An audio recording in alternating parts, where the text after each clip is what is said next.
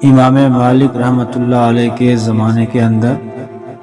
مدینے کے آس پاس کی کسی بستی کے اندر ایک عورت کا انتقال ہوا تو دوسری عورت اس کو غسل دینے کے لیے آئی۔ غسل دینے کے وقت کچھ دوسری خواتین بھی وہاں پر موجود تھی، تو وہ عورت جو غسل دے رہی تھی تو اس نے بات کرتے ہوئے ایک درمیان میں یہ بات بھی کر دی کہ یہ عورت جو ابھی مر چکی ہے مرحومہ، اس کے فلاں مرد کے ساتھ برے تعلقات تھے۔ خیر، جیسے ہی بات اس نے کر کے مکمل کی تو اچانک اس غسل دینے والی عورت کا ہاتھ اس مردہ عورت کے جسم کے ساتھ چپک گیا۔ کافی ہیلے کوششیں کی گئی لیکن ہاتھ اس سے الگ ہونے کے لیے بالکل تیار نہیں۔ علماء کی طرف رجوع کیا گیا، وہاں آس پاس کے جو علماء کرام تھے ان سے پوچھا گیا تو سخت مجبوری کی صورت میں بعض علماء نے تو یہ بھی فتویٰ جاری کر دیا کہ غسل دینے والی عورت کا ہاتھ کاٹ دیا جائے اور اس کے بعد پھر مرحومہ عورت کو دفن کر دیا جائے اس ہاتھ کے ساتھ ہی۔ لیکن غسل دینے والی جو عورت تھی ان کے رشتہ داروں نے تو اس پر بڑا ضد کیا کہ ہم اپنی عورت کو عیبدار بنانا چاہتے ہی نہیں، اور یہ کس طرح ہوگا کہ ہم ایک غیر عورت کی وجہ سے اپنی ہی عورت کو عیبدار بنا دیں۔ بہرحال ایک دن گزر گیا، دوسرا دن، تیسرا دن گزر گیا، مختلف علماء کے ساتھ رابطے کیے گئے اور ان کی طرف رجوع کیا گیا لیکن مسئلے کا کوئی حل نکل نہ سکا۔ 3 دن گزرنے کے بعد وہ جو لاش تھی تو اس سے بھی آہستہ آہستہ بدبو نکلنے لگی، تو آخر کسی نے مشورہ دیا کہ آپ مدینے چلے جاؤ، وہاں پر ایک بہت بڑے عالم ہے امام مالک رحمۃ اللہ علیہ،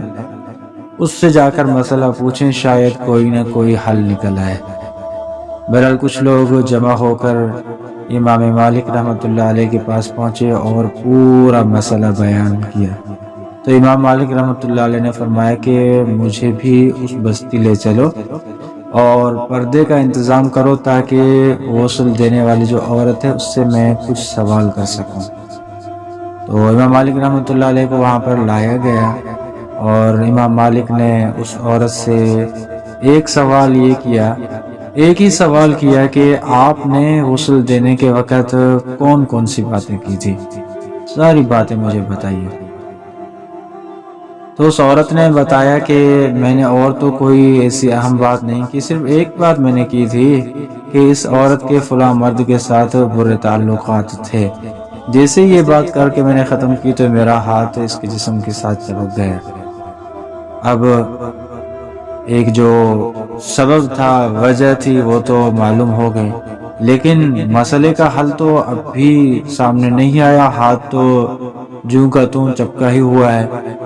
تو امام مالک رحمۃ اللہ علیہ تو ایک علم کے بحر اور سمندر تھے، ان کا ذہن، ان کا دل جو تھا ایک بہت بڑا کتابوں کا ذخیرہ اور کتب خانہ تھا۔ تو امام مالک رحمۃ اللہ علیہ نے اپنے حافظے کی کتب خانے سے اس مسئلے کی جزئیات کو تلاش کرنا شروع کیا۔ تلاش کر رہے ہیں، بڑے غور فکر اور سوچ کے اندر پڑے ہوئے ہیں، جزئیات کو تلاش کرتے کرتے اچانک امام مالک رحمۃ اللہ علیہ ایک آیت پر پہنچتے ہیں، والذین یرمون المحصنات ثم لم یأتوا بأربعۃ شہداء فاجلدوہم 80 جلدہ، کہ جو لوگ پاک دامن عورتوں پر تہمتیں لگاتے ہیں اور پھر اپنے اس مدعا پر 4 گواہ پیش نہیں کرتے تو ان کو 80 کوڑے لگائے جائیں حد قذف کے۔ اس آیت پر پہنچے تو امام مالک رحمۃ اللہ علیہ نے فوراً اس عورت کے رشتہ داروں کو بلایا اور فرمایا کہ اس عورت نے مردہ عورت کے اوپر ایک تہمت لگائی ہے جس کی وجہ سے اللہ تعالیٰ نے اسے دنیا کے اندر ہی سزا دے دی ہے، اب جب تک اس عورت کو 80 کوڑے نہیں لگائے جائیں گے تب تک یہ ہاتھ مردہ عورت کے جسم سے جدا نہیں ہوگا۔ تو فوراً رشتہ داروں نے کوڑا اٹھایا اور سزا دینا شروع کر دی، مارنا شروع کر دی ہے۔ 80 کوڑے جیسے ہی مکمل ہوئے تو فوراً اس عورت کا مردہ عورت کے جسم سے ہاتھ الگ اور جدا ہو گئے۔ تو کسی پاک دامن پر تہمت لگانا یہ ایک بہت بڑا جرم عظیم ہے جو اللہ تعالیٰ کے غضب اور قہر کو دعوت دینے والی بات ہے۔ یہ الگ بات ہے کہ ہمارے معاشرے کے اندر کسی کے دامن کو داغدار کرنا، کسی کے اوپر تہمت لگانا معمولی سی بات بن گئی ہے۔ خاص طور پر عورتوں میں، خواتین کے اندر تو یہ بیماری اتنی رائج ہو چکی ہے کہ کسی کی بچی، کسی کی بہو، کسی کی بیوی کے بارے میں غلط قسم کی باتیں، تہمتیں لگانا یہ کوئی بڑی بات نہیں ہوتی، یہ ان کا روزانہ کا معمول ہوتا ہے جس کو وہ اپناتی ہی رہتی ہیں، ذرے برابر بھی اس کے اندر احتیاط نہیں کرتی۔ حالانکہ اگر ذرے برابر بھی کوئی اس کے اندر غور فکر ہو اور سوچیں کہ یہی بات جو میں نے کسی اور کی بچی کے لیے، کسی کی بہو اور بیوی کے لیے کر دی ہے،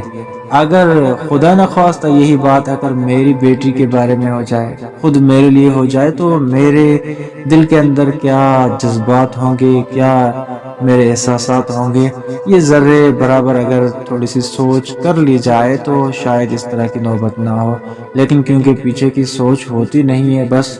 جو ذہن میں آیا، دل و دماغ کے اندر آیا وہی بول دیا۔ جب اس طرح کی بات ہوتی ہے تو پھر اتنی بڑی بڑی باتیں بھی کہنے سے انسان کتراتا نہیں۔